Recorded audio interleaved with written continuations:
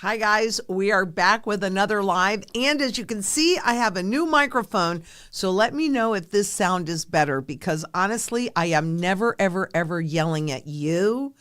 I get very passionate about whatever the topic is, because I don't like it when people are taken advantage of. And I feel like we've all been taken advantage of. But we all know that the BRICS had their meeting. And so we need to talk about that and what came out with it. And I'm going to show you what really has me more concerned, frankly, than anything else. The BRICS summit, attended by more than 20 leaders, including Chinese President Xi Jinping, Indian Prime Minister Narendra Modi, and Turkey's Tayyip Erdogan, has shown the depth of Russia's relations beyond the Western world. So when we cut them off from the global payment system, the SWIFT system that we control, right? We thought that that was really going to tie them up, and clearly it didn't. And it goes even further than that. But here's the BRICS summit. After last year's expansion, BRICS grouping now accounts for about 30% of the global GDP. That's a lot of power. Nearly half of the global population and 1/5 of global trade. So what we're really seeing is this power and this influence shift. And I know everybody wants the unit or the BRICS currency to come in and take over. And we're going to talk about that in just a couple of minutes, because, this is not working. Why is this not working? Let's see if I can go backwards. No. Our first technical issue of the day. Well, I'm sure it won't be the last one, but here we go.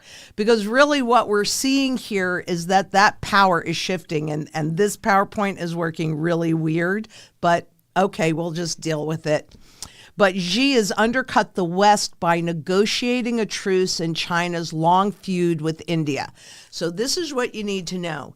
India has kind of been straddling the fence between being present and part of groups that are trying to undermine China's influence and growth in influence globally, but also they're a founding member of the BRICS, which is about promoting that growth. So they've been straddling both parts or both sides of the world, and that power is shifting. It is a very, very big deal that Russia was able to negotiate this truce, right? Because really what that does is it shifts the power more toward the BRICS nation, and it shows the U.S. being ineffective. So that's really a big deal.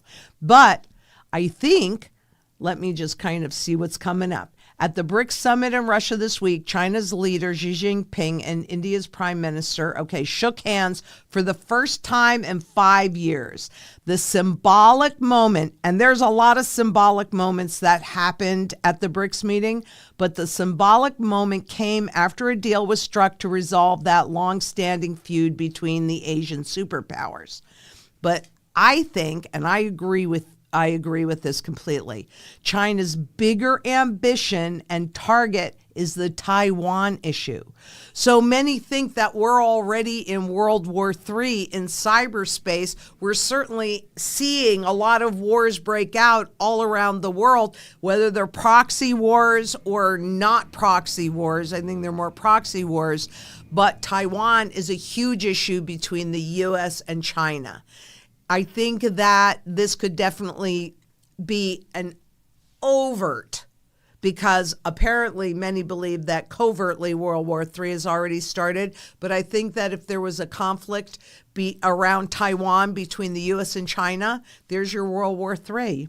They would like to ensure that India does not react to the Taiwan issue so sensitively, right? So if they've got India on their side, then quite honestly, then China has more power to go after Taiwan.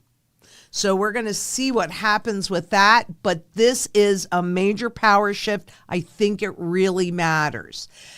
even here, Wall Street and tech royalty, because just follow the money. It's all about the money. Allegiance happens that way. But Wall Street and tech royalty fly to Saudi Arabia amid Mideast war. And Saudi Arabia has still not made an absolute commitment to the BRICS. Even though they've been accepted into the BRICS, they haven't really picked up that mantle. So they're also playing both sides, the West and the East. Who's going to win? We'll see where that power shift leads us.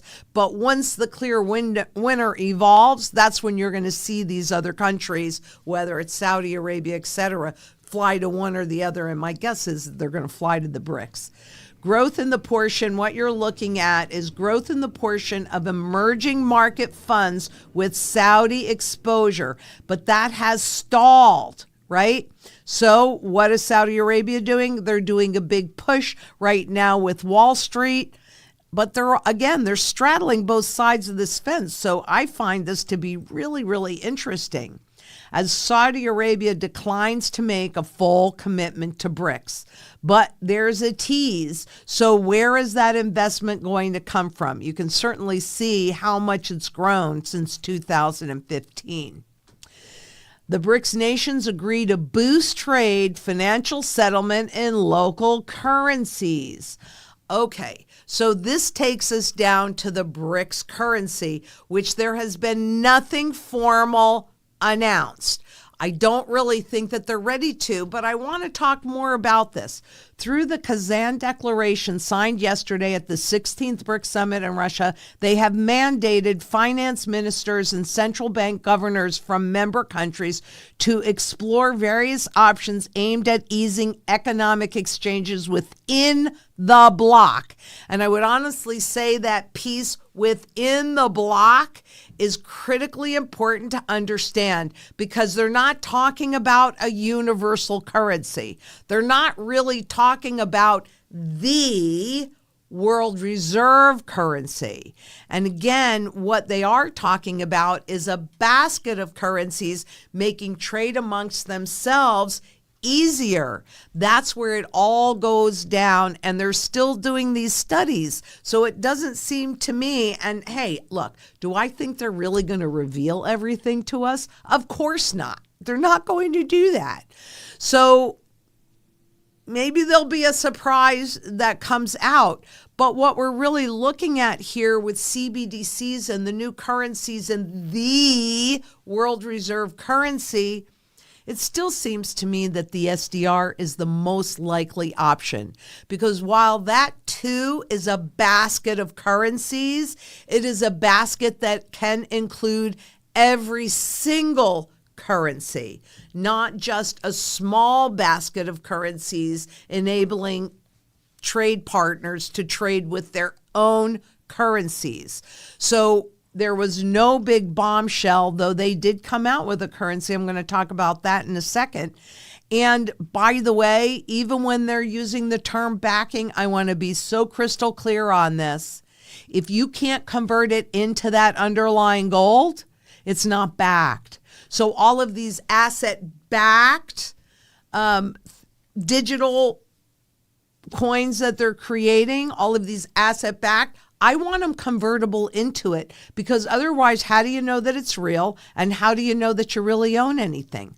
Because it's just a contract. You see what I'm saying here? This is really, really important, because they're using pegging and backing interchangeably, and that's simply not really how it works. You know, it's just like taxation and confiscation. Those are two different words, but they mean the same thing, right? But backing and pegging are two different things, because pegging just goes to the price, and the price is easy to manipulate in terms of all of this kind of stuff wherever you live in the whole world. So I want to be really clear about that. But the BRICS unveiled a symbolic banknote, okay, pushes for local currency trade amid the dollar debate. Reports have suggested that the BRICS banknote could be called the unit, with backing possibly coming from gold and member currencies. However, these remain speculative, and no official announcements have been made regarding the launch of a BRICS currency. And I keep watching. So even if they did come out with the unit, everything I read, it's non-convertible. So it's not really backed, even though they want to say that it's backed. You can't convert it. And I'm sorry, but if you're looking at the members of the BRICS union, do you really see any country that takes particular care to promote the individual public? No. And I'm not even saying, oh, look at the U.S. is better, because it's not, right? There is no government, no central bank. That's why we have to come together in a global union, sound money movement. Just convert this stuff that they control into this stuff that the whole world needs, because it's used in every single sector of the global economy, right? You want to have more rights back. We've been losing those rights for so long, and they do it slowly and slowly and slowly so that you don't notice it. But you better have a foundation in sound money. And if we can even get 3% of the 8.4 billion people that live in this world to convert their fiat, government-controlled fiat money into sound money, we've got a shot, I believe. We've got a shot at a seat at the table. And if I'm sitting at that seat representing you, I'm going to be calling for convertible into gold. Doesn't mean that you have to do it, but it means that they need to know, meaning they, governments and central banks, need to know that if you wanted to, you could. Because gold requires fiscal responsibility. Can you please tell me one government that wants to be fiscally responsible? Even when they vow. And we just saw gold backed the Zimbabwe gold. And hey, they're now talking about forcing that as the only currency to be used.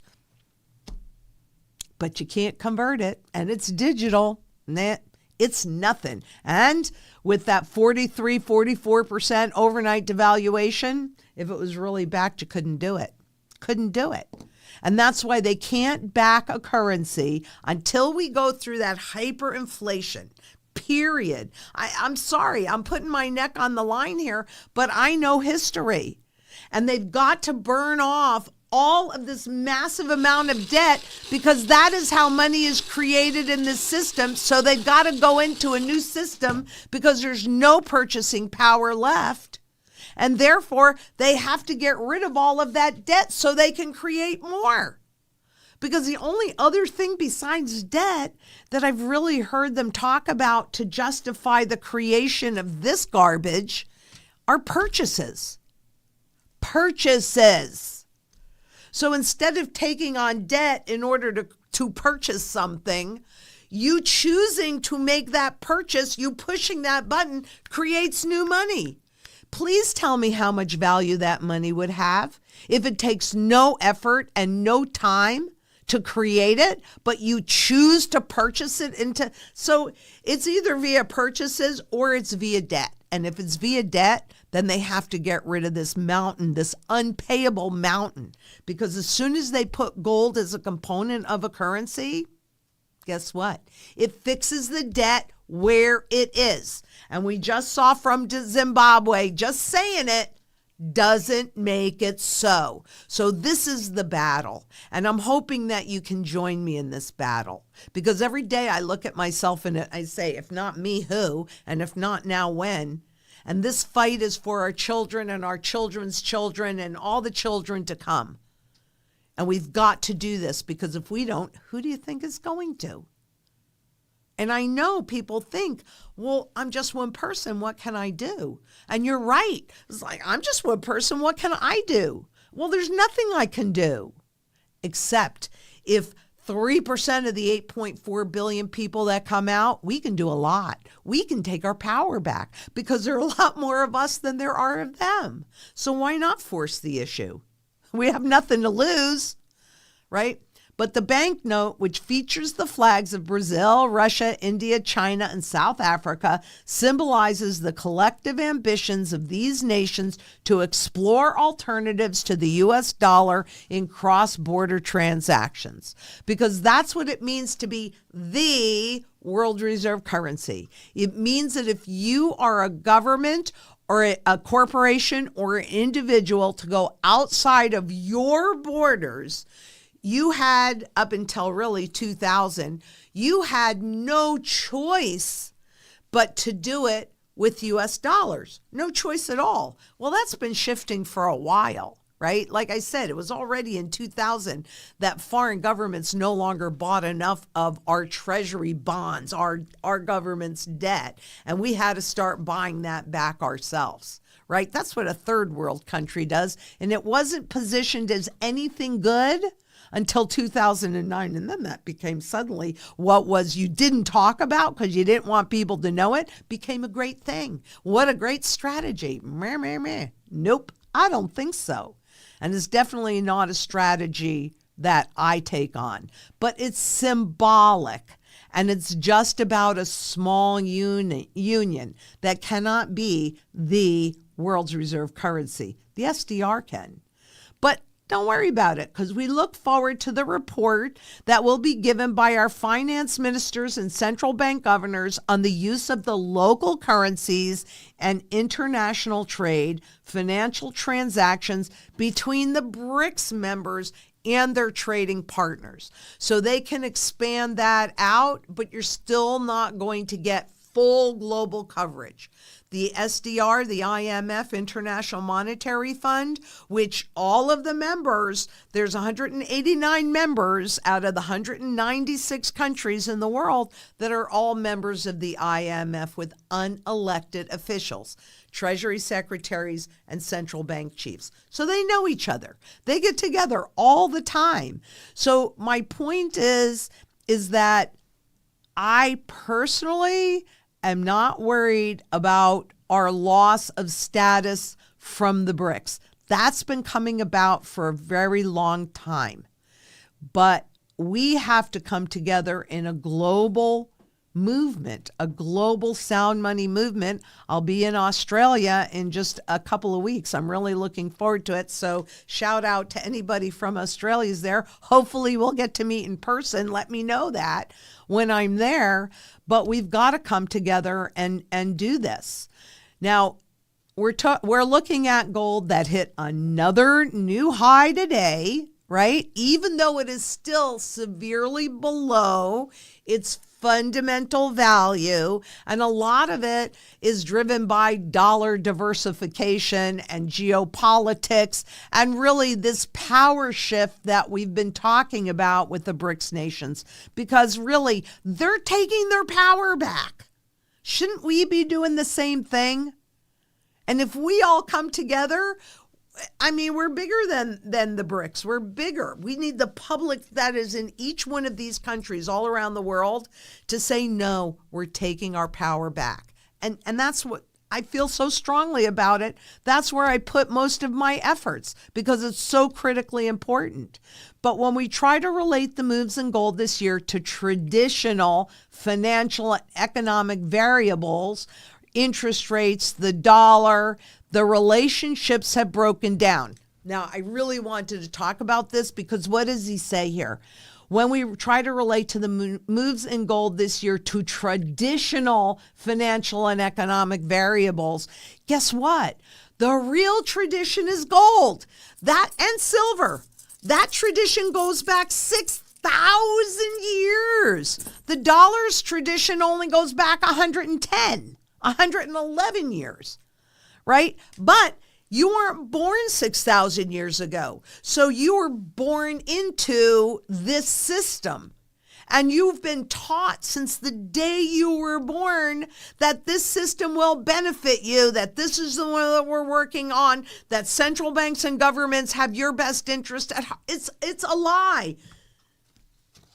This is a lie. And how did they do that? They transition us by keeping the system as close to what we get used to so that we feel like it's normal and traditional as possible.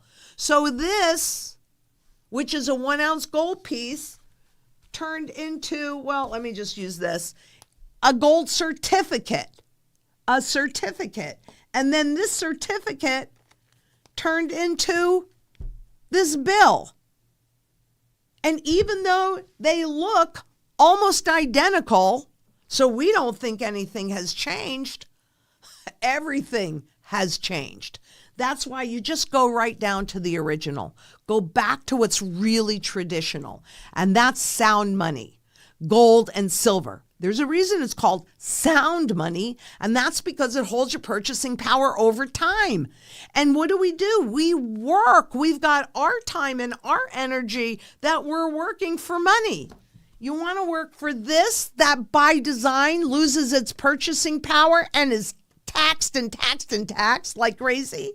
Or do you want to work for this that holds its value over time? And part of the strategy is to recoup any taxable event, any fees, any costs.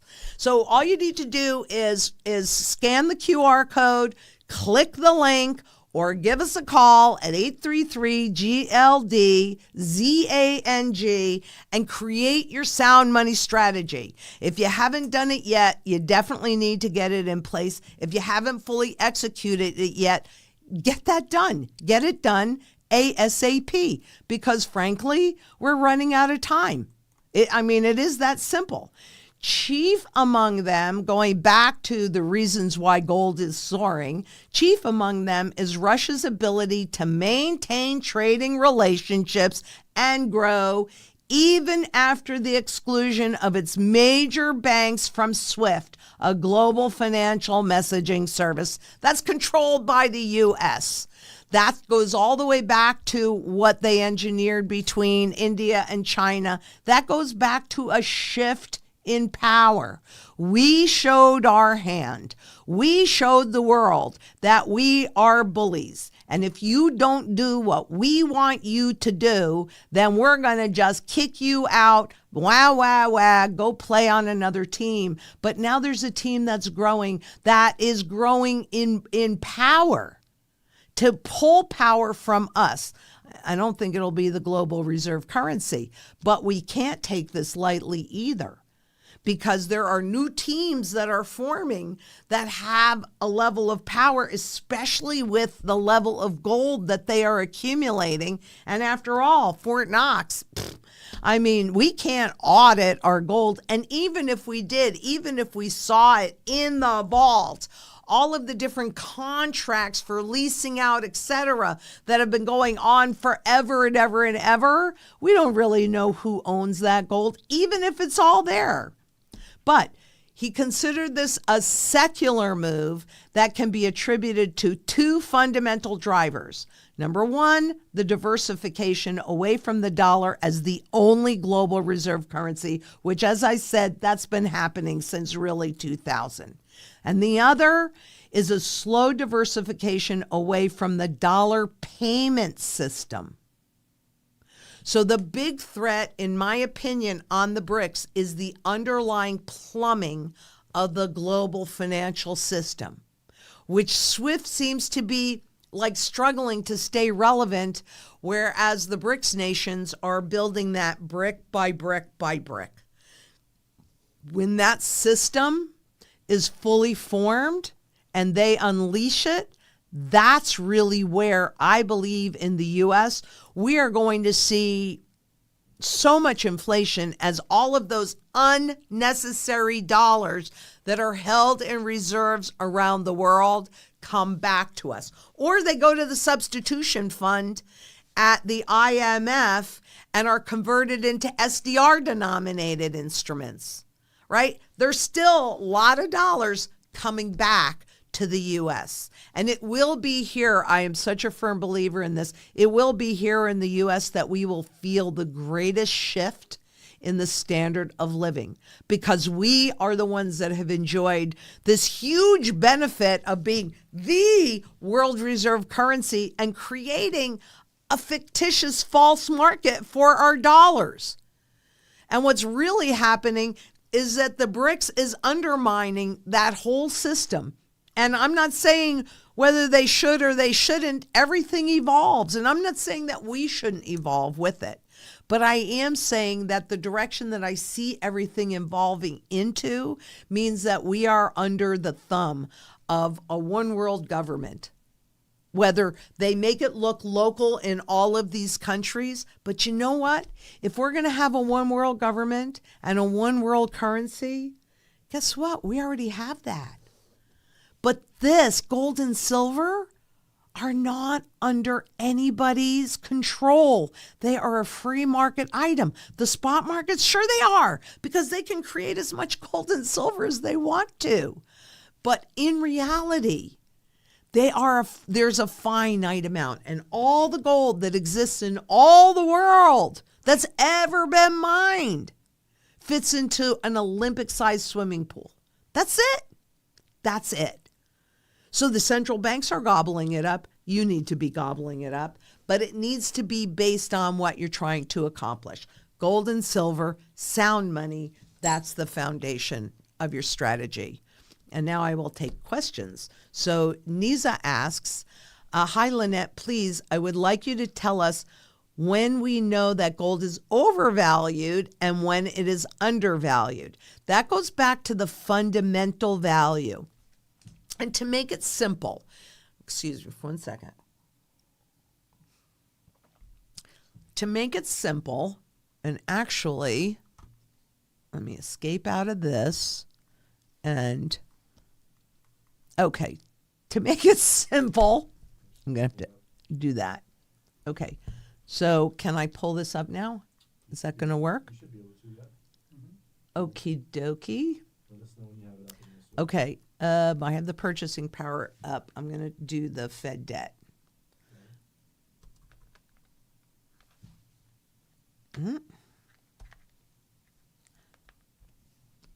Okay. Well, this isn't working so well. I need my Word doc that gives me all the links and makes my life easy. Hold on a second. I'm going to pull that up. But understand that money is created. Oh, gave me something really weird there.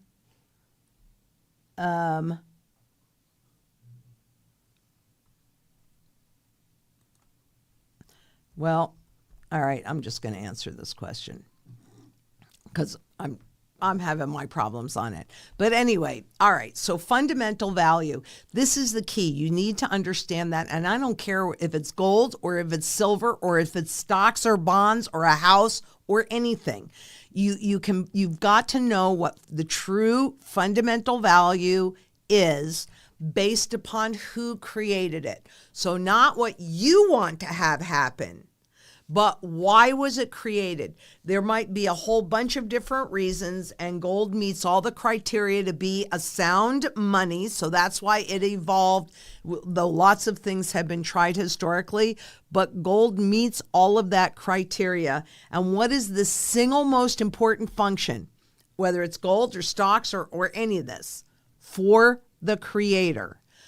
In my opinion, the single most important function of gold is to maintain its value over time. It is a savings-based money because it takes energy and time to pull it out of the ground. So when we're on a gold standard, you are trading your labor for somebody else's labor. But this stuff is created from debt and supported by the full faith and credit of the government. In other words, the government's ability to create more debt. So if you want to know what the true fundamental value of 1 ounce of gold is, use that debt as a proxy and divide that debt by all the gold that exists in the entire world, in ground, above ground. And the Department of the Interior runs that on an annual basis. And then that will tell you the true value of 1 ounce of gold. Once you know what that true value is, then you can look at the spot market and determine, oh, it's undervalued, it's fairly valued, or it's overvalued. Therefore, I want to hold it, I want to buy it, I want to hold it, I want to liquidate it. So that is somewhere north of $40,000. Now, that's also on a one-to-one basis.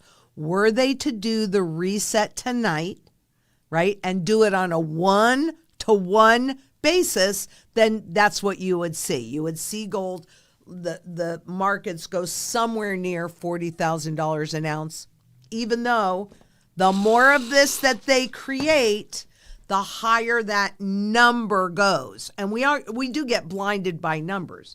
But the reality is all this is doing is holding your purchasing power intact. It's not gold going up.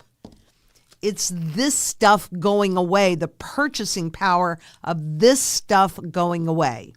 So once you understand that with gold, then you sit there and you go, well, wow, if it's actually worth 40,000 and it's at 27, 2,800, 5,000, 10,000, 20,000, it's undervalued. Now, things always go from undervaluation to fair valuation to overvaluation to fair valuation to undervaluation. So it constantly moves like that.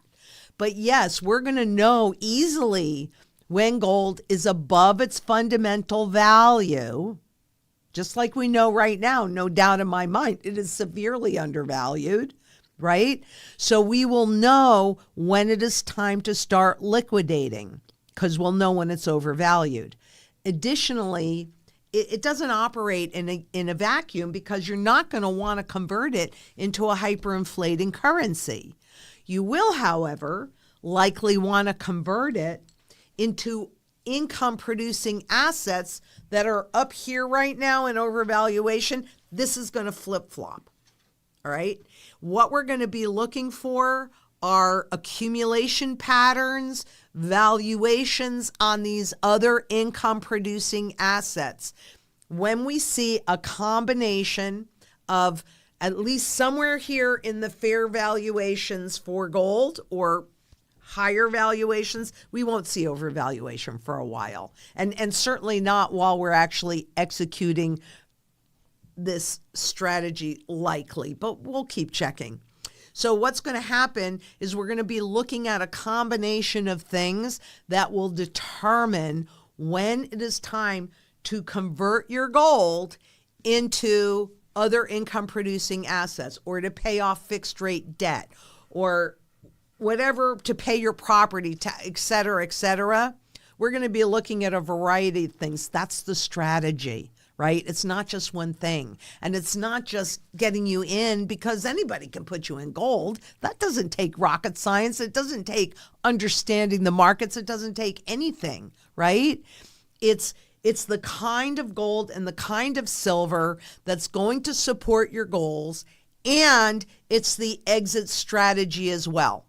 Because at Zang Enterprises, understanding the strategy, and quite frankly, I spent years and years and years on developing it just because I've been studying currency life cycles since '87. So as I was developing Zang Enterprises and we were talking to wholesalers, I knew quite clearly that we needed a variety of different ways to liquidate in order to be able to capture the most gains for our clients and absolutely execute this strategy. Talk to anybody else. What is their exit strategy? They probably don't have one because they really don't understand currencies and currency life cycles. Even some that say they have a strategy, have them explain the whole thing to you and see if it makes sense. We actually can because we actually do. So I hope that answered your question, and stay tuned because I'm going to keep coming back to this. It's so important, and it's important when you're converting into something else or as you're currently holding something else. Here's an easy way to know the fundamental value of the dollar. Go to the purchasing power chart at the front and look at the zero on the bottom and look at how close we are. So let's see. And Randy Welchel asks, can you cover if anything related to precious metals came out of this? Mostly silver, since I can't drop 2,700 on an ounce at once. It would take me 9 months to save up for 1 ounce. Okay, first of all, there are all different sizes and all different kinds of gold that aren't at that $2,700 level. So you want to look at some fractionals. Also, we don't have some things in place that we will have as we progress on. But I definitely do love silver as a barterable position. So it still has to go to your goals. And quite honestly, because we feel so strongly that every single person needs to own gold and silver, they hate me when I say this, but I gotta. We have a 1 ounce minimum, which is probably somewhere around $35-40 or something like that, right? It's something like that. So silver is great to accumulate. It is the secondary currency metal, but you also need to have some gold as well. And you can do that in fractional form. So if you had like $1,000 that you could put in at once, you could do both. You could have a combination of gold and silver. Maybe you're a little more weighted in silver, but remember too, gold and silver, sorry about that, in any form is monetary at its base. So it doesn't matter the condition of it. It doesn't matter, it doesn't matter. None of that matters. So there's all different ways that you can accumulate both gold and silver within a very small budget, right? Talk to us. We'll help you figure that out. That works for you. And I think it's critically important. So, silver is great. I own silver. That's my barterable position. I love it. Fundamental value somewhere in the vicinity of $2,000. So at $35, at $50, at $1,800, undervalued. Now, keep in mind too, I've not ever seen them do a 1-to-1 conversion. Anything can happen. I don't know what that level is going to be when we get there, but. And Goldens and Coons says, what do you think about XRP cryptocurrency or any crypto for that matter? So for me, the way that I look at this is I'm always looking at utility, number one, because when you're going into a currency conversion, whatever that asset or instrument is, it needs to have a high degree of utility and be used in multiple places, or it's going to lose all of its value at the same time. It's also going to lose as the currency loses its value. Since gold and silver are used in every single sector of the global economy, they have the broadest base of utility. When I look at the currency, the cryptocurrency market, I believe that they are a Trojan horse to get us used to that digital world and getting us comfortable with it so that when they transition us into CBDCs, and I got to say, it's really interesting watching as countries make an attempt to get their population to use the CBDCs. And they're not really having great luck. So what they're doing is they're forcing it. That's why we got to come together as a global movement for physical metals, because I would feel much better about a cryptocurrency that I don't want them to tell me that it's backed. I want them to prove it. All of the cryptocurrencies, the whole asset backed thing, that's a term. And you always have to be careful when something is named a certain way. You have to look deeper. If I can't convert it into that asset, how do I know that that is real? Have you not seen lie after lie after? How many times can you be lied to when you do not know the truth? So until all of that debt gets wiped away, hyperinflated away, that's really the truth of it. That's how they do it. Then we'll see where that dust settles. That is when I personally intend to look at these cryptocurrencies and say, okay, who has survived? What is their functionality? Because when I ask about functionality, I don't really get great answers. So I feel like going into this system in cryptocurrencies that you don't hold and you don't really own is risky, and you want to be properly diversified. So I'm not telling you don't do it. You've got to do what you're comfortable with and what you believe in, regardless of what anybody says, including me, right? But I'm also saying be smart about it. If you're going to do XRP or any cryptocurrencies or even any asset-backed currencies, look deeper. Read that perspective. Read that little teeny-weeny fine print and see who the real owner is, and right now get to safety. There's a reason why you're seeing central banks buy more gold than they ever have historically bought. Okay? Who knows more about what they're doing with the currency than they do? Just saying.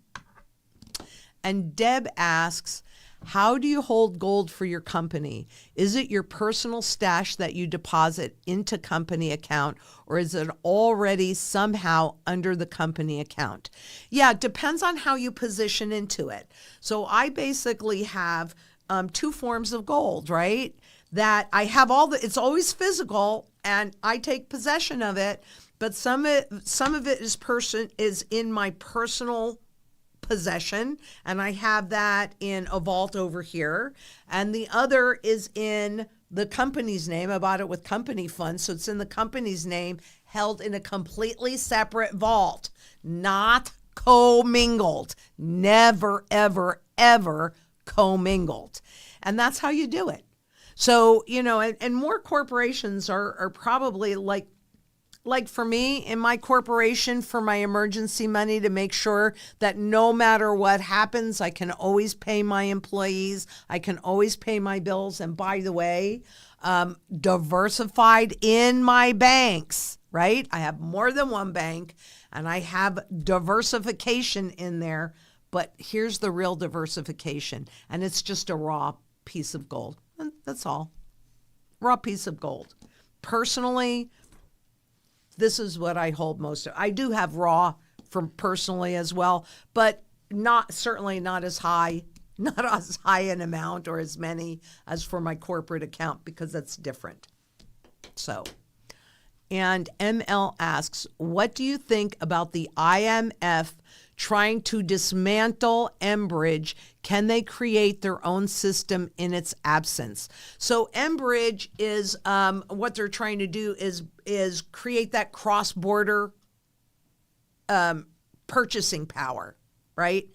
So I have not heard about the IMF trying to dismantle the Enbridge, because the BIS, the Bank for International Settlements, which is the central bank's central bank, is part of creating that. So I know they're doing that in the BRICS as well. They've got the Enbridge, but this is not new to the system. This is really what they're working on very hard, and why I also always go back to the SDR in that cross-border payment, because that's what they're setting up. So it's just about, again, any pushback that you would get would be more about who's going to be in control of this than that actual ability to trade in a cross-border form. That's what the Enbridge, that's what any of these bridges are about. Connects one to the other. Can they create their own? They are. Yeah. They are working very diligently, they being, all of the central banks and the BIS and the IMF, yeah, because they want to stay in control. And Gina Young asks, what happens to the price of precious metals if the USA goes to war? To the moon on a Lorna Doone. I have to get some Lorna Doones. So that when I say that, that's actually a cookie. It shows my age. I didn't make it up. They're actually really good, though. I mean, they're the shortbread cookies, right? They're shortbread cookies. Yeah, they're nice and processed. They're great. I actually did buy a box a number of months ago because nobody believed me that really existed, that Lorna Doone existed. And I think the box was like $8. Like Jason picked it up for me, $8. And when I read the ingredients, I threw it out. So I should get another one just to keep on my desk because I do talk about the Lorna Doone, but I wouldn't eat it. Yeah. He also has that fake milk crap for his coffee. The hydrogenated creamer. These boys, they drive me nuts. It's a temporary thing. It provides don't. home. Ew. It's like home. Ew. No. Ew. Disgusting. Disgusting. Disgusting. Anyway, Micah Riggs asks, thank you for helping me save my family before it was too late. Oh, you're very welcome, Micah. I'm very happy to be of service. We are now as ready as we can be, and Mom thinks we should buy mining stocks now. What do you think?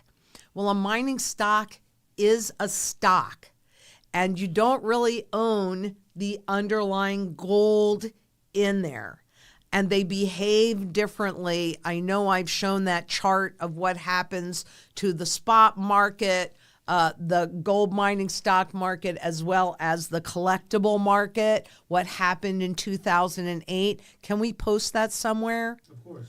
Okay, so we'll get that up there and you can see if you're properly diversified and if you want to buy stocks, rock and roll hoochie coo. And you're saying that you've got everything in place. I don't own them, but I do a lot of events with miners, and I love miners themselves, but it's stock, and I don't own any stock at this moment in time. Has not always been true. Don't expect it to always be true, but I'm quite clear on where we are in this trend.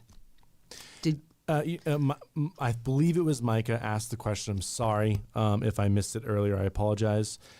The question had to do with hyperinflation and the burning away of credit.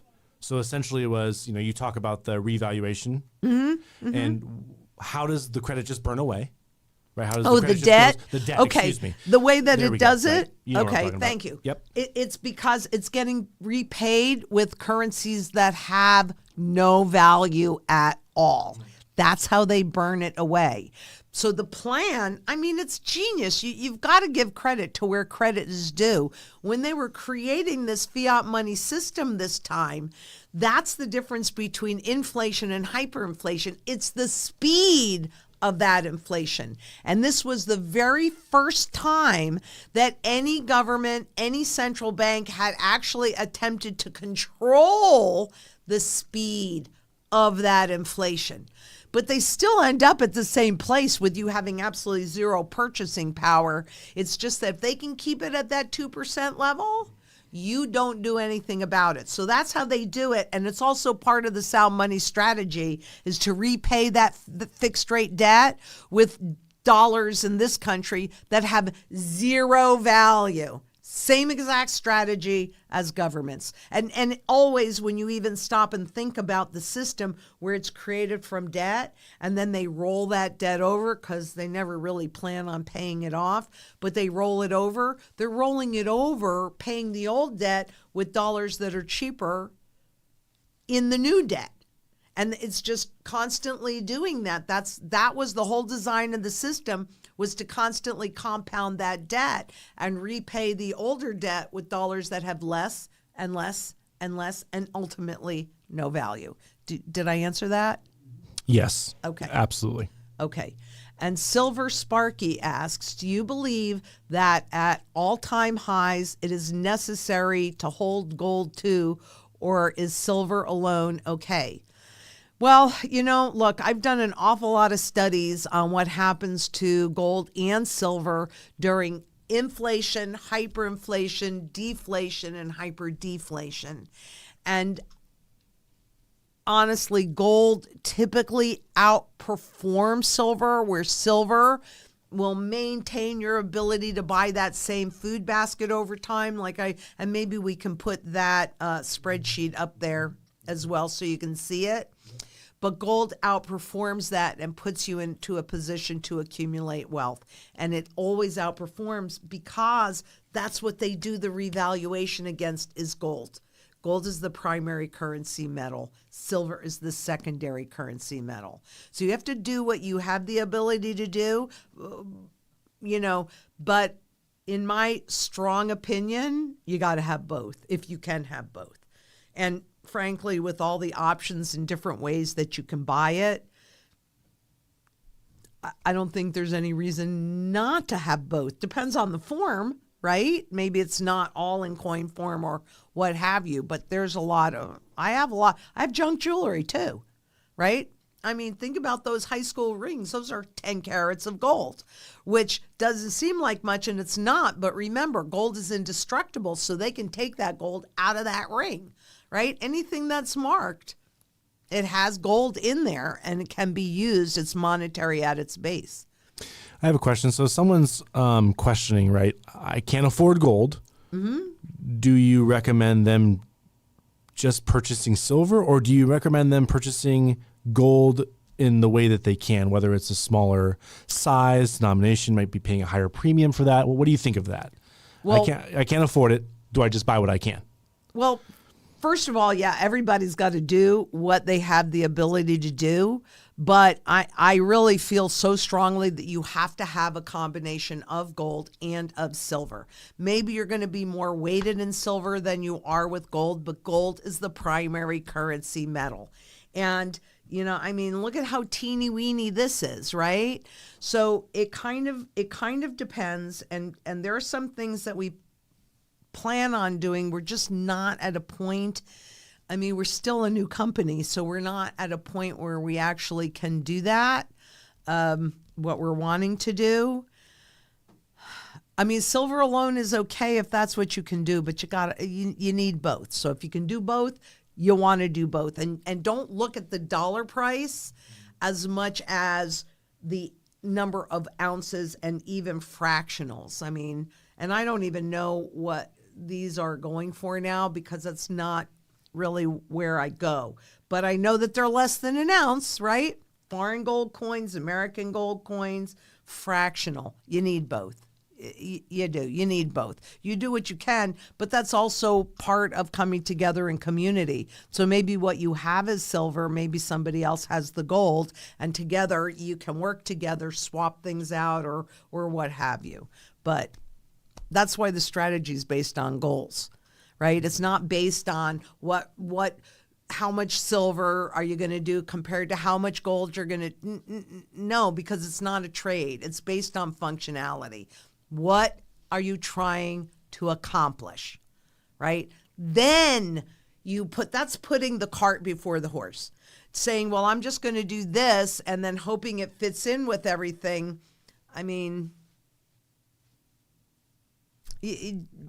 Do what you think is right, regardless of what I say, but that's how I feel about it. And that's what I'm doing for me personally. So Tim asked, I'm sorry, Woof. If we turn the oil spigots back on and become a global exporter, will that negatively affect the BRICS nation? It could, but remember, look at how much the price of oil is controlled by the BRICS Plus. So if there's more supply, then that means that the price would, at least in theory, go down. But then what is likely to happen is that the BRICS will lower their production to keep that price high because, don't you guys remember when oil, wasn't that long ago, was $20 a barrel? Now it's, what is it, $80, $85, whatever, and got up to like 120. So would it negatively affect the BRICS nation if we turned our spigots back on full? Well, it's going to affect, it negatively. They'll just charge more. They'll cut off the supply more. That'll push the price up. So it could, and oil or energy, I should say, is one of the key things, the issues around energy that always happens during a currency regime shift. So I look at it more like it's part of the repeatable pattern and one of the reasons why I know where we are in this trend cycle. Okay, So, Tim, isn't the dollar pegged to the U.S. labor, or are you talking about LIBOR? Not really quite sure, because in the SOFR that took over the LIBOR, it's not working so well, so they're looking to modify it again. But the dollar is not pegged. The dollar is its own entity against the trade-weighted basket. That's one way that you value any currency. So, and I don't know whether you mean labor or LIBOR. I'm not really sure exactly what you're asking me there, but it is other currencies that are pegged to the dollar that are then forced to support their currency's peg by buying or selling their currencies. And that's what central bankers do. They'll buy or sell them depending on whether or not who they're pegged to and what that other currency is doing. Because a peg means that they're going to keep the currencies at the same valuation level. And so about half of the currencies right now are pegged to the dollar and half of them are pegged to the euro dollar. But there is a huge shift in this pegging. I know this part is complicated. I do have it up to do a deep dive on the whole pegging system because of what I'm seeing happen with the euro and that system breaking down. So bear with me on this one because I'm not quite sure with my workload exactly when I will get to it, but I already have that set up to talk about it at a much deeper level because, Tim, this is really important for us to understand. So thank you for that question. And if I didn't really answer the one that you asked me, ask it again and Adam will put it up there. Okay, and Deb asks, how is the gold reset announced?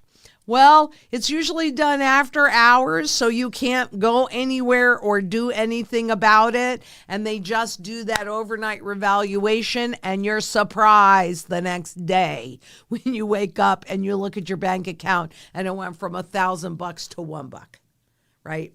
So that's how it's announced. They don't do a future announcement of it. They just do it, and then you know about it. And Chris Willis asks, doubt they will make it convertible. Please expand on your opinion on that, Lynette. Believe this was about crypto. It could be about crypto, but it could also be about the CBDCs. It could be about any kind of money.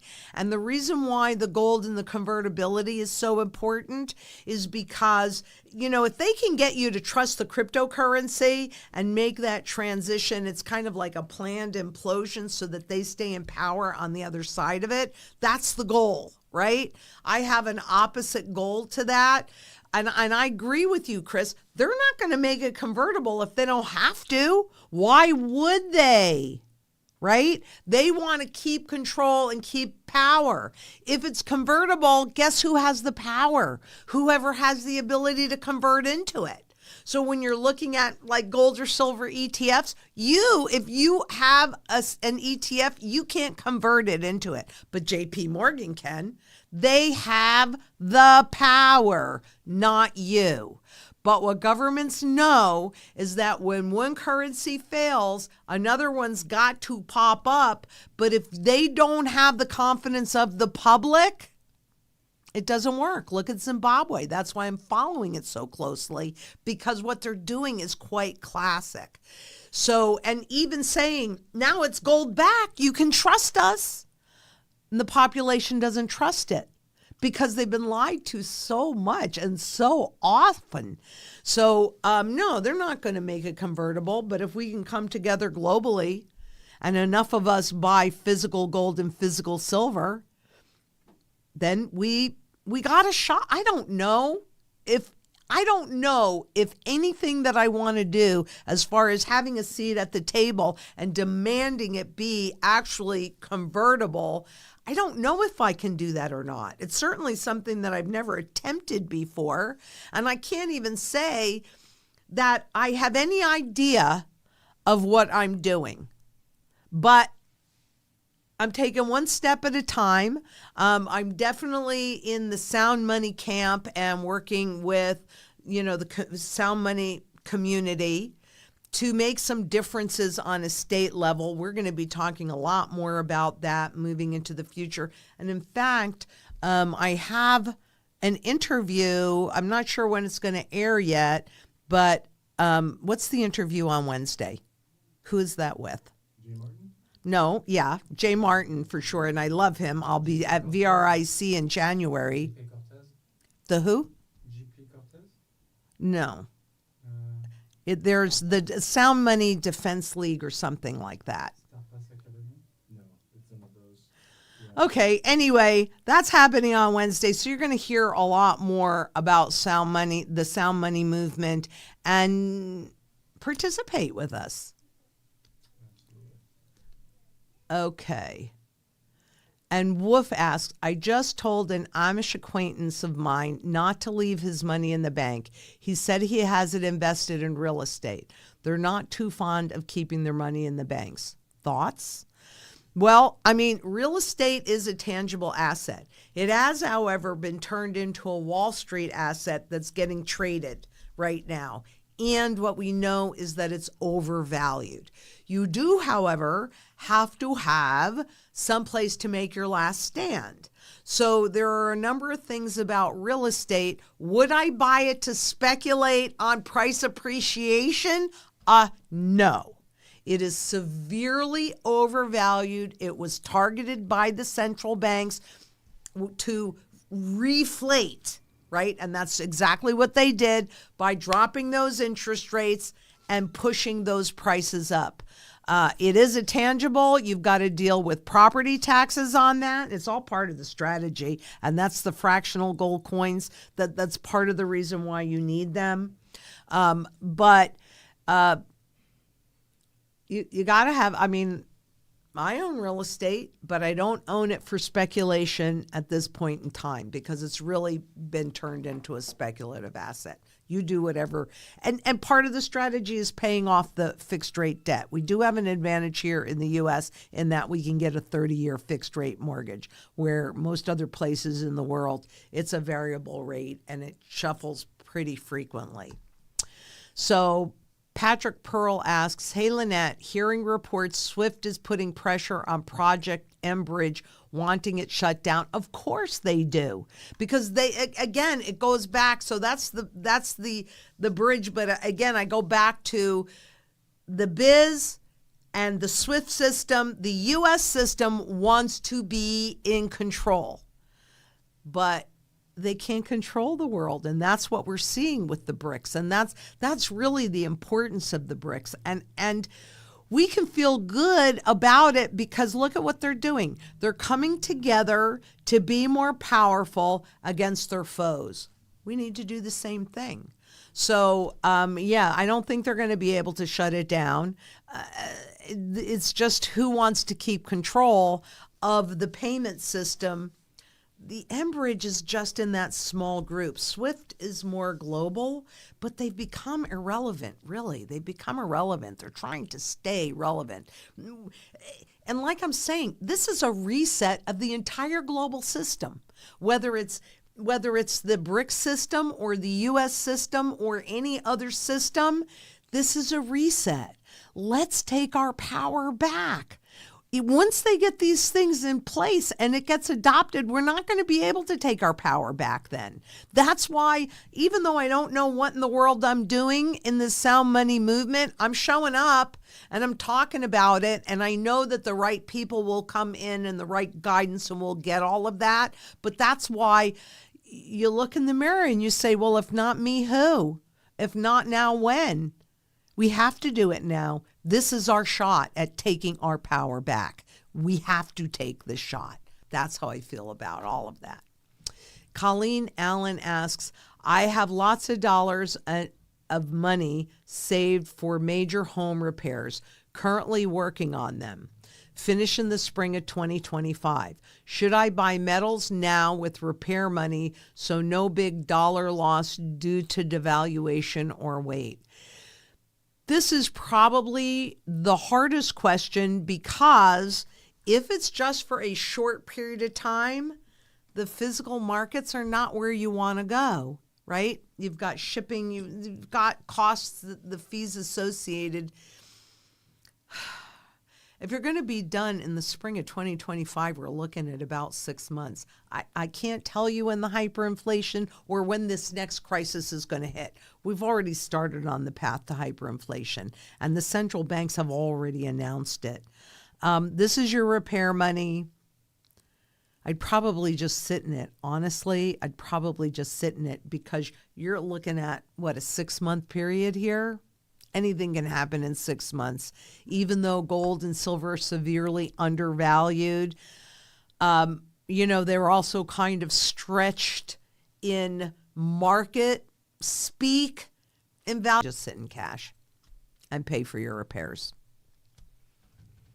And Tim asks, so what would the actual face value be if the dollar went belly up?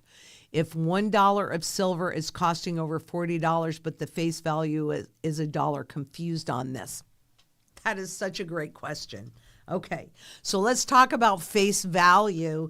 The face value is what the valuation that the government puts on it. So this coin is from 1903. It has a $20 face. And so it was really the way that they made the shift, right? So I don't know. Here's my $20 gold certificate, right? So again, they took this $20 face and they made this gold certificate. And you'll notice, on this side, that little gold circle, right? To make you think, well, you could walk into the bank with this and walk out with this. However, their promise in the 40s, the pledge that the U.S. made was to maintain the dollar's valuation to 35 of them to 1 ounce of gold, regardless of the face value, right? So in 33, they did a reset and went from $20 an ounce to $35 an ounce. But they didn't mint any coins at that point or until actually 1986. And so now in 71, they reset the value of gold to $42.22. That is currently the official U.S. price of gold, regardless of what the stock market is telling you, what the spot market is telling you. And this 1 ounce gold coin has a face value of $50. This has a face value of $1. The new ones that are minted have a face value. Here's a Canadian. That one's an old one. So the face value, don't worry about the face value. It doesn't mean anything, right? This has does this have? Oh, so this Canadian Maple Leaf 1 ounce has a $5 face value. You can go on the U.S. Mint's website, we did last week, and see that you'd have to pay over $3,000 for this coin, even though the face on it is 50. So don't worry about the face value. It really is to confuse you. It really is to make you think that this is only worth $5, so meh. This is only worth $50, so meh. But you can't buy it, even from the governments, either one of those government mints, for what their face value is. So don't let that confuse you. It's an ounce of gold. It's an ounce of silver, or fractional, roughly 1/10 of an ounce of silver, even though that's a constitutional money pre-64. It's about the weight of the material, not the face value. Just like $1 in 1913 bought a month's worth of food for a family. What's $1 buy you today? Same face value, right? That's called nominal confusion. That's why you are confused, because we've been taught to marry the number, not the value. Don't marry the number. Never marry the number. I have, as you know, a $10 trillion Zimbabwe note, and it ain't worth 10 trillion. It's not worth anything. I can't buy anything with it. So don't marry the number. It is about confusing you and getting you to believe something that's not true. And Myron Mai asks, or Myron Move, are coins not IRA eligible like some sovereigns equal to pre-33 and safer from confiscation? Most likely. The answer is most likely yes. That's why I personally do not buy any gold coins that I can put inside of an IRA unless I want it for an example, right? Then I will, because that's about you. So yeah, if you can't hold it in an IRA, it's classified as a collectible. That's what I want, because that takes it into a different category. Were they to do an overt confiscation, it's easy and cheap enough to manipulate the spot market. They just say, we're paying your premium and take it, and then do that overnight revaluation. That's the way they do it. They take all the gold away from you, and then they do the revaluation. But if it's classified as a collectible, they've got to look at each individual coin to price it. There's not enough gold out there to make it worth their time. Plus, a face value, goes back to that face value, because there are people, and I'm not one of these, but there are people that thinks that that's what they would do. They would confiscate the face value of it, but they would get way too much pushback, because if you just paid $3,000 for this coin, you're going to be really ticked if they only give you $50 for it, right? So more likely they're going to give you, if spot's at $3,000, they'll pay you $4,000, but it's worth 40. So who's getting the bargain here, right? On the other hand, when you're looking at this is less than 2%. The gold market itself is small, right? All the gold that's ever been mined fits into one Olympic-sized swimming pool, okay? But this is in a different category. It's in the same category as a $15 million coin, right? So anybody that can pay $15 million, number one, the IRS is not going to, they're not numismatists. They're not going to go and look at every coin. And anybody that paid $15 million for a coin is not going to trade it in even for $4,000. That's the category I want to be in, because that's either somebody that probably can write the laws or certainly can influence those that write the laws. So a good point. If you can hold it in an IRA, I don't feel the same way about silver, but if you can hold it in an IRA, gold, I'm not buying it. And Neil, Colleen real quickly says, thanks, Lynette, for answering my question. You look pretty in pink today. Oh, thank you so much. Brings out the color. And Neo the Wise asks, is it true that there's a misalignment in how individual BRICS currencies are used for mutual trading? Mm-hmm. Did China pay Russia in yen for the oil but restricted them from converting it to gold? I don't know. I don't know that. Doesn't really kind of seem like they would restrict them from converting it to gold, because it would make them, the more gold that these countries in the BRICS have, the stronger and more powerful they are. So I wouldn't think that they would restrict them from converting it. Some folks I speak to say that all countries will come up or go down together because they are also interdependent. So some nations may not rise at complete cost of another. Thoughts? I 100% know, because I've seen all the data, that the whole world is incestuously intertwined, and the entire financial system everywhere on the planet is incestuously intertwined. We are all going to be resetting this system, period, end of discussion, because there isn't any other currency that is really better off than the dollar, right? They've all lost that purchasing power. At least the U.S. publishes it. Do I think it's 100% accurate? No, but it's better than no information at all, which quite honestly, in most other countries, it's hard for me to find their purchasing power because government officials don't publish that. But yeah, I think we're all going down at the same time. That's why we have a need for a new world reserve currency, and why I say that the IMF's SDR makes the most sense. It's been around since 1969. It's not new. Every single country on the planet has some because they've been given a lot more of it, but they've had it since 1969. And it is a basket of currencies that can contain every single currency on the planet. So here you have this umbrella, this universal currency that easily translates into the local currency. And so the population in that case wouldn't even necessarily understand who's really controlling the US currency or the Chinese currency or anything else, because you and I aren't going to see this universal umbrella that they've been building so much, right? But the BRICS nation are limited because there's just so many of them, and the SWIFT system has created their own limitations by kicking countries out. Yeah, we're all going to have to reset, all of them, all of us. Yep, no exceptions to that.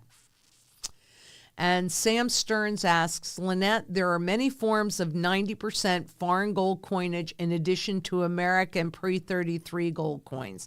As long as these aren't IRA approved, are they good to stack as well? The answer is yes. This happens to be a French rooster. And so the answer is yes. It was President Kennedy, and I think it was 1963, that wanted to import a lot of gold coins. And so he gave a similar status to those foreign gold coins. So it's not the new foreign gold coin stuff. It's pre-1948, okay? 1948 is a very important year because they have created a whole bunch of, say, Swiss francs of 1948. They're not old. So if you're going to do the foreign gold coins, and I do, I have them. I have them for barterability. I think they're a great way to pay my property taxes, any medical stuff. So yes, I like the foreign gold coins, but they can't be new coins because those you can hold in an IRA. It's the pre-1948 foreign gold coins. I like them. Yes. And Malice Lone Wolf asks, oh, I have a good one. Probably an 8-ball question. Here's my 8-ball. But the U.S. debt clock paper to physical ratio, is that any indicator of true value? It is more an indicator of true value. I can't say that they actually have an accurate count of how much paper gold and how much paper silver that does not nor ever will exist. I can't say how much they've created because all they do is they modify their formulas to make things look one way or the other. What I do know for sure is that prior to 2008, central banks used derivatives minimally. But once 2008 hit, that kind of changed. And so the Bank for International Settlements does reports on a quarterly basis on derivatives inside of the banking system. And that's all of them on a global basis. In 2009, they did change the formula. But in 2000, and I think it was either 8 or 9, I went in there and I saw that for every 1 ounce of physical gold, they had created 62,000 ounces of derivative gold. I don't think that the U.S. debt clock shows that level, but it is more accurate than not knowing anything at all. And once I saw that, and I saw it with my own eyes and did the calculations, so I trust that, right? But now they change the formulas and they make it look like no big deal. So that I don't trust. So I would probably trust the debt clock more. But yeah. And this is the last question. Can I call you personally to purchase? I would appreciate my privacy. Thank you for everything. I have been following you for years. Thank you very much. Personally, I'm not saying that I do some level of client work, but I do it in conjunction with the strategy specialists. We meet every single week, sometimes twice a week, and I definitely have input on all of the strategies, and I have personally trained all of the strategy specialists, and I am, please understand that there's only so many hours in the day, and I do my best, and I promise you I am pedaling as fast as I can. So I don't want to sit here and say, no, you'll never be able to talk to me.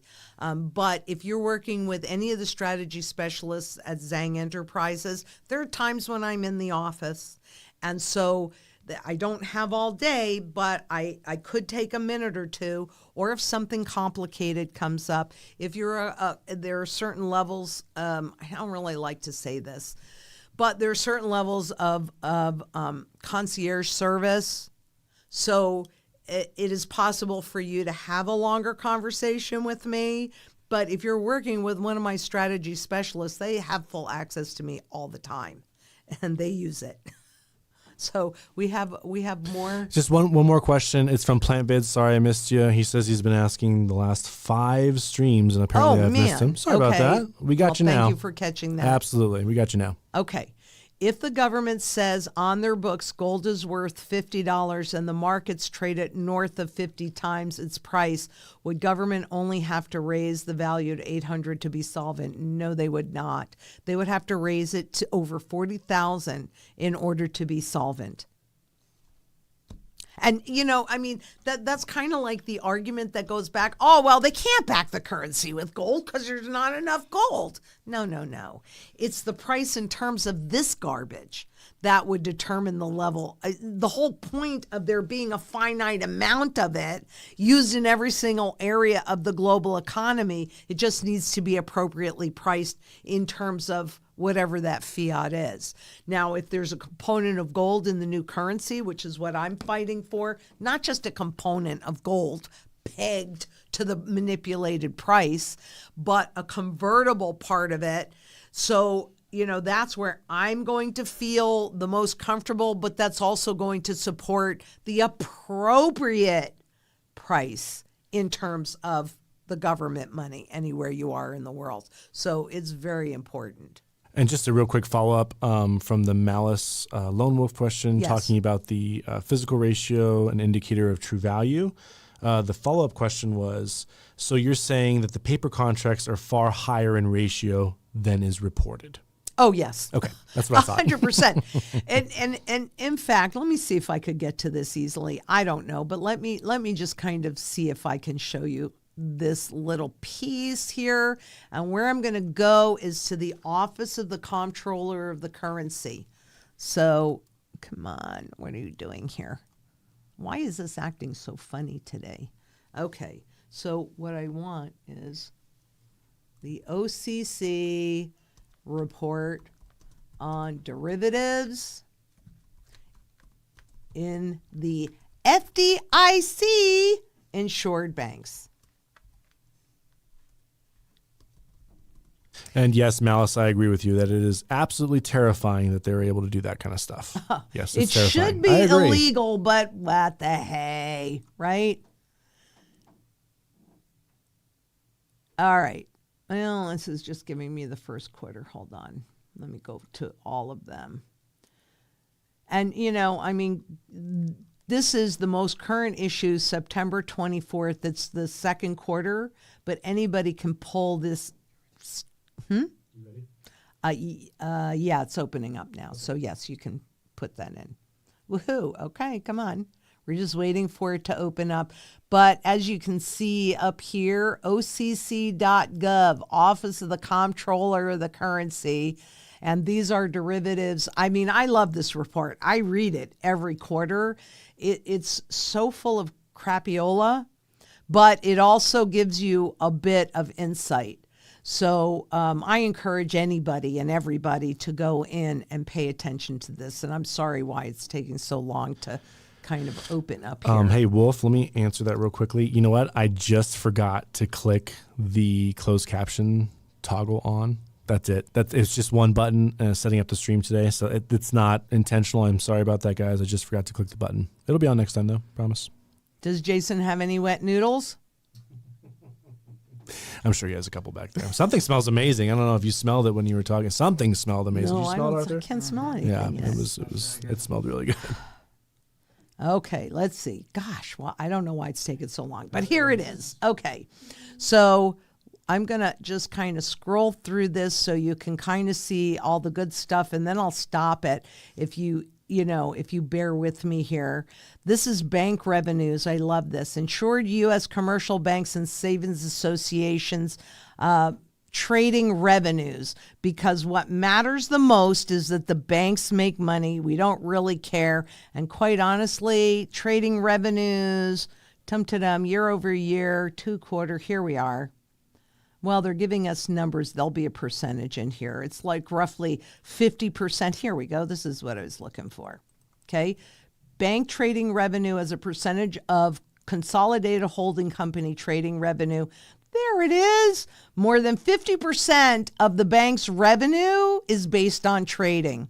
That should make you feel nice and safe. Don't you remember that they separated trading? They separated the banks that took risks from the banks that took deposits. But who cares about that? We demolished that puppy and allowed them to merge. Shocking. Okay, so you can see there's all sorts of good stuff in here. And I'll stop it upon occasion, but I really want you to understand this part of it. I'm gonna make this happen a little faster. Oh, this is another favorite. This is quarterly compression activity in trillions of dollars, right? So thinking trillions of dollars. And what is compression? Well, you see, if you take this derivative that is kind of sort of like this derivative, not exact, but kind of sort of, all of a sudden they cancel each other out. So it looks like there are less derivatives in the system than there really are. So how much did the banks spend in Q1 in compression activity? $289 trillion is what they spent to make derivatives look smaller. How many derivatives would they have to have compressed to spend $289 trillion? The second quarter, they spent $258 trillion. This only started in actually 2013 is when they changed the rules and enabled this. So you can see how much the banks are spending. Must be worth a lot more than $258 trillion in compression activity. We have no idea how much danger we are in. We have absolutely zero idea. These are derivatives in the banking system. They go through a whole bunch of things. It's really interesting to do, but this is what I want. Okay, I'll stop here too for a second. Okay, what you're looking at is derivatives notional amount, which again, you see notional, it means you have no idea what the value is at risk. This is just what they agreed on that these contracts are worth. This, can you see 2000? You can't see my cursor. Oh yeah, you can. Yes, you can. Okay, so this is 2008. Oh my goodness, even spending $289 trillion to compress it. And it's still higher. The derivative contracts are higher than they were in 2008. How high are those derivative contracts? Who knows? Nobody knows. The FDIC doesn't know. The BIS doesn't know. The IMF doesn't know. The Federal Reserve doesn't know. Nobody knows. The World Bank doesn't know. Nobody knows the value at risk. Every single entity will tell you that. Kind of scary. You think. And you think, oh, but don't worry, my deposits are insured. Until they're not. They go into products here, and that's where I wanted to go with this.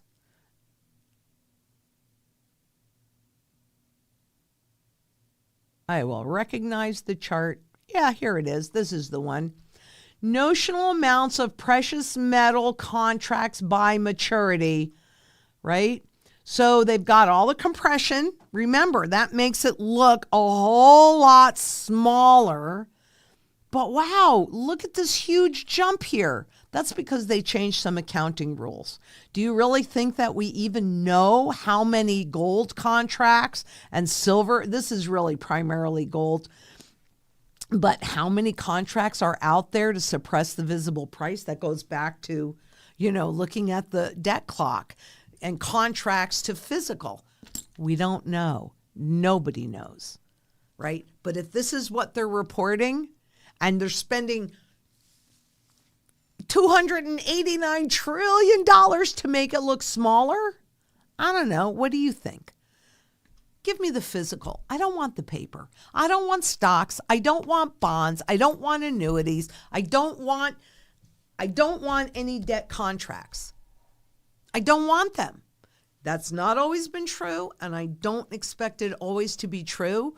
But when I look at all of this data and understand that I have no idea of the risk that we are all in, what I want to do is I want to get prepared and I want to get to safety because I want it to not matter to me that much when it becomes visible to everyone.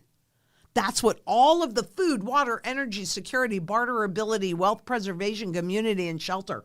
Where did I come up with that mantra? I knew the system died in 2008. Not one little doubt in my mind. I saw it with my own eyes, and that's when I started prepping. Unfortunately, we don't have that much time left. And so that means that you better be in a local community to make sure that you have security in all those 8 mantra areas. That's what the foundation of the sound money strategy is about. But not everybody, as we even talked today, not everybody can afford the gold and afford all the things that you need to afford. Community. I have stuff that you don't have, but you have stuff and talent. Maybe what you bring are just your talents. They have value, right? In the community that I'm preparing for up at my bug out location, I have carpenters, I have farmers, I have filmmakers, I have doctors, I have dentists, which is also a doctor. But I have a variety. I have people that know how to cook and bake, and animal husbandry and all of that, because it takes a village to survive this. Well, let's all be in a big community. We're here to be of service. We're here to help every single person on the planet, and I'm doing more and more traveling, getting out there to help develop this community, because alone, we're one person. What can one person do against this huge, big political and economic wheel? Nothing. We can't do anything as an individual. But man, oh man, we can be stronger than Apple or Amazon if we come together in community and we all row in the same direction. Let's do that. And I know we can. So until next we meet, please be safe out there, and I'll see you next Tuesday. Bye-bye.